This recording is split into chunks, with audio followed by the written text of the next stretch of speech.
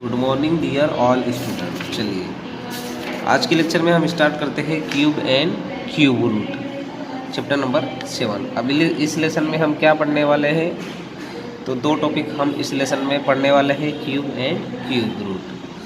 चलिए तो स्टार्ट करते हैं। अब क्यूब होता क्या है, तो ये जो वर्ड है ये ज्योमेट्री में यूज़ होता है, जिसकी 3 साइड सेम होती है और उसकी हर साइड इक्वल होती है, वो हमारा क्यूब कहलाता है। अब इस लेसन में हमें वो नहीं देखना है, हमें देखना है क्यूब। एक्चुअल में क्यूब का मीनिंग क्या होता है, तो क्यूब का मीनिंग होता है, हमने पिछले लेक्चर में स्क्वायर देखा था कि कोई भी दो नंबर को मल्टीप्लाई करो, यानी जिसकी पावर 2 हो तो वो स्क्वायर, जो आंसर आएगा वो उस नंबर का स्क्वायर है।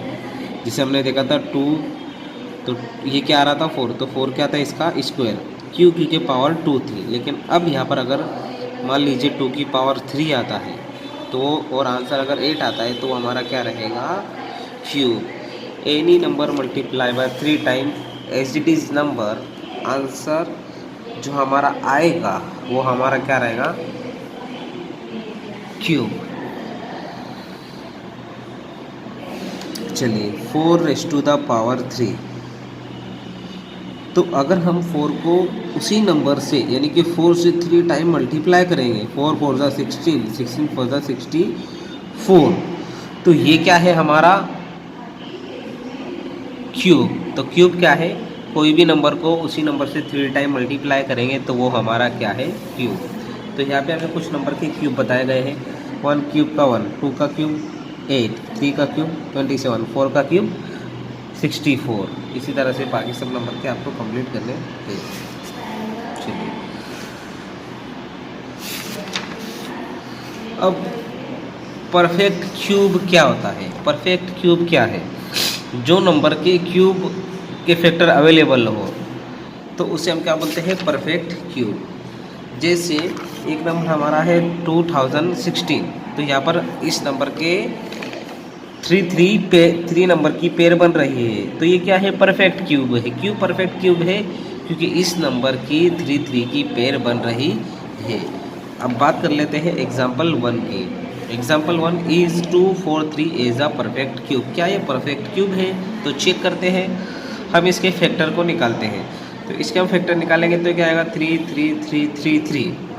अब पर हम क्यूब में क्या देखते हैं कि 3 की पेयर बनना चाहिए, तो देखिए ये एक पेयर बन गई लेकिन दूसरी पेयर बनी नहीं, तो क्या ये नंबर परफेक्ट क्यूब है, नहीं है। सिंपल, बहुत ईजी है। चलो अब देखते हैं एग्जाम्पल 2।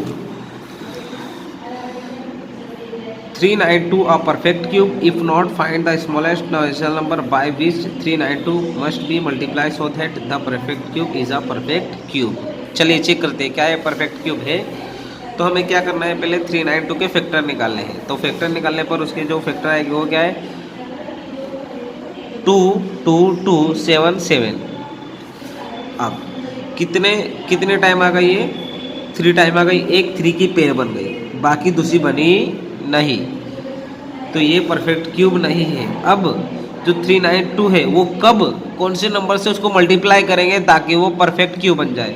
अब हमको यहाँ पे 7 2 है, अगर हम मैं एक और 7 से मल्टीप्लाई कर दूंगा तो ये क्या बन जाएगा, परफेक्ट क्यूब, क्योंकि 3 3 की पेयर 3 नंबर की पेयर बन जाएंगी।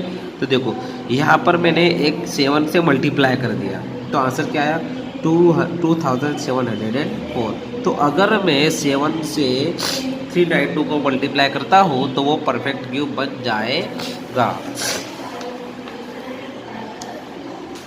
चलिए अगला example number 3। 5000 1 10 100 1000 10,000 53,240 a perfect cube. If not, then by which smallest natural number should 53,240 be divided so that the question is a perfect cube? क्या 53,214 परफेक्ट क्यूब है? अगर नहीं है तो उसे हम कौन से नंबर से डिवाइड करें ताकि वो परफेक्ट क्यूब बन जाए। तो सबसे पहले हमने उसके फैक्टर निकाल लेने हैं। चलिए हमने फैक्टर निकाले तो क्या है, 3 टाइम 2 आया और 11 11 11 और 5 आया। चलिए 3 की पेयर बन गई, यहाँ पे भी 3 की पेयर बन गई। लेकिन एक फाई आ रहा है जिसकी जो उसको परफेक्ट क्यूब बनने से रोक रहा है। तो क्या करना होगा हमें, अगर हम इस फाई को हटा देते हैं तो ये नंबर क्या बन जाएगा हमारा परफेक्ट क्यूब। चलिए, तो जो 53,214 है, अगर हम उसे 5 से डिवाइड कर देंगे तो यहाँ से 5 चला जाएगा, तो ये क्या बन जाएगा हमारा परफेक्ट क्यूब। चलिए अब देखते हैं example number 4। Is 1188 a perfect cube? If not, by which smallest natural number should 1188 be divided so that question is a perfect cube? क्या 1188 परफेक्ट क्यूब है?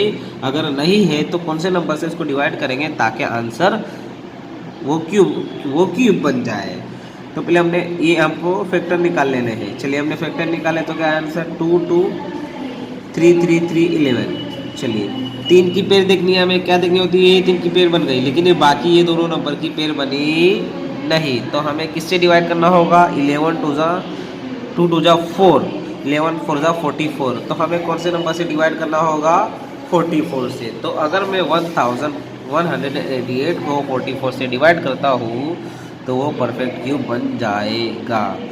तो यहाँ पे प्यारे बच्चों इस तरह से इन क्वेश्चन को करना है। इसके जैसे आपको कुछ क्वेश्चन आएंगे जो आपको सोल्व करने हैं। मिलते हैं नेक्स्ट वीडियो में। अल्लाह हाफिज़, बाय, टेक केयर।